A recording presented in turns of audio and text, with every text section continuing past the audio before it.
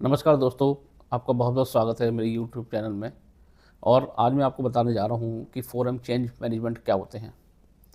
4M change management का मतलब ये है कि जब भी हम किसी प्रोसेस को क्लोज़ली मॉनिटर करते हैं या कोई उसमें हमारी प्रोसेस में चेंज की संभावना होती है, तो जो 4 फैक्टर्स होते हैं, उनको हम 4M चेंज मैनेजमेंट बोलते हैं।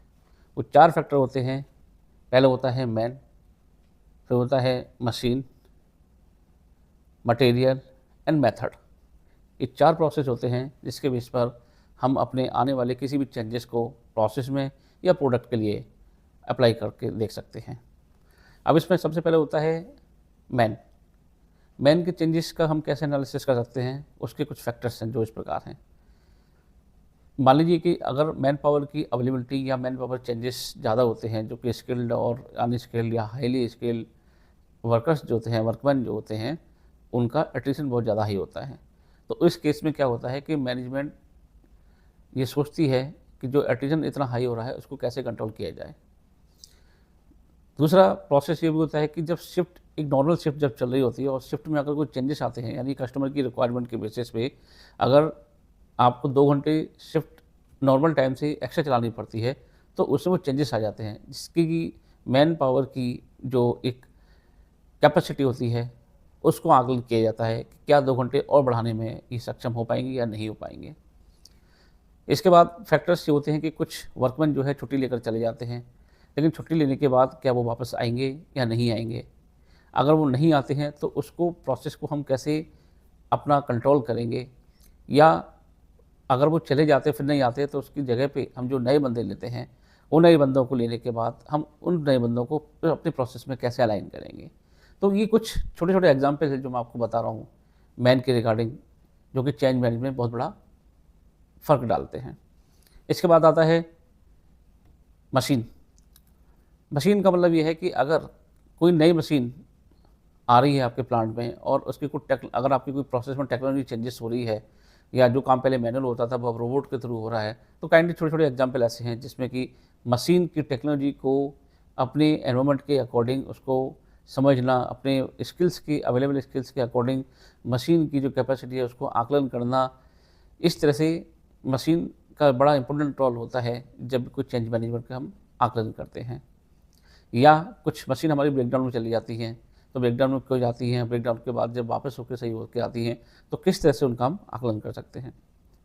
मटेरियल, जो कि बहुत इंपॉर्टेंट रोल प्ले करता है। मटेरियल का मतलब ये होता है कि आने वाला मेरा जो रॉ मटेरियल, जिससे मेरे को एक प्रोडक्ट बनाना है या जिससे मैं प्रोडक्ट बनाने जा रहा हूँ, तो उसकी प्रोसेस और उसकी क्वालिटी क्या वो मेंटेन रहेगी या नहीं रहेगी, और डिपेंड करता है पूरा रॉ मटेरियल के ऊपर। तो रॉ मटेरियल की जनरली क्या होता है, जब रेट चेंजेस हो जाते हैं तो जो सप्लायर्स होते हैं वो कोशिश करते हैं कि रेट को नेगोशिएट करके जो मटेरियल है उस मटेरियल में थोड़ा-सा 19 या 20 रेशियो के रिगार्डिंग उसको कुछ चेंज कर सकते हैं। लेकिन वो चेंज कस्टमर के बेसिस पे पूरा फिक्स होता है, तो उसको अपडेट करना बहुत मुश्किल होता है। इसी तरीके से अगर कुछ ग्रेड्स चेंज हो जाते हैं मटेरियल में, जो कि हमारे प्रोडक्ट में ई ग्रेड लगना है, और अगर रॉ मटेरियल के ग्रेड बी आ गए, तो उसकी वजह से हमें बहुत प्रॉब्लम होती है। लास्ट होता है मेथड। मेथड लास्ट में है बट बहुत बड़ा इम्पैक्ट डालता है, क्योंकि आपके पास मैन पावर है, मशीन है, मटेरियल है, लेकिन मेथड नहीं है।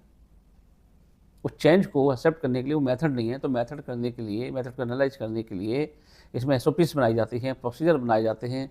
मशीन की कैपेसिटी, मशीन की कैपेबिलिटी, क्या हमारी मैन पावर की कैपेसिटी, हमारी मैन पावर की अवेलेबिलिटी, और हमारी जो मटेरियल है, मटेरियल की अवेलेबिलिटी या मटेरियल की हमारे जो ग्रेड्स हमारे एज़ पर रिमार्क, हमारे एज़ पर एक्सपेक्टेशन आ रहे हैं या नहीं आ रहे हैं, तो इन सब को अगर अलाइन करने के लिए मेथड का यूज़ किया जाता है। मेथड में अगर कोई चेंज होता है, जैसे इशियंस होते हैं, और जिसमें कि आरएफक्यू आने के बाद जब इशियन होते हैं तो उसमें कुछ चेंजेस होते हैं, तो उस चेंजेस को चारों पार्टों में आकलन करके देखा जाता है कि क्या ये हमारे प्रोसेस के लिए संलग्न है या नहीं है। अगर ये हमारी कैपेसिटी, हमारी प्रोसेस के हिसाब से नहीं है, तो हमें इसको फोकस किया जाता है कि किस तरह से हमारे जो 4M चेंज मैनेजमेंट का प्रोसीजर है, उसको हम अपनी प्रोडक्टिविटी बढ़ाने के लिए कैसे यूज़ करते हैं। जनरली कंपनीज़ में 4M का जो यूज़ होता है, वो ये होता है कि आपकी एग्जिस्टिंग जो प्रोसेस होती है, उसको कैसे क्लोज़ मॉनिटर करेंगे आप। अगर इन चारों चेंजेस में, चारों पार्ट्स में अगर कोई प्रॉब्लम आती है तो आप कितने रेडी हैं उसके लिए? क्या वो एक्सेप्टेबिलिटी है आपके अंदर? अगर कुछ चेंजेस इसमें करने पड़ते हैं, क्या आप रेडी हैं उस चीज़ों के लिए अगर आपको ये चेंजेस करने पड़ते हैं? अगर नहीं तो आपको प्लान करना पड़ता है। अब प्लान 2 तरीके के होते हैं, मतलब जो चेंजेस होते हैं 4M के, वो 2 तरीके के प्लान में कन्वर्ट हो जाते हैं।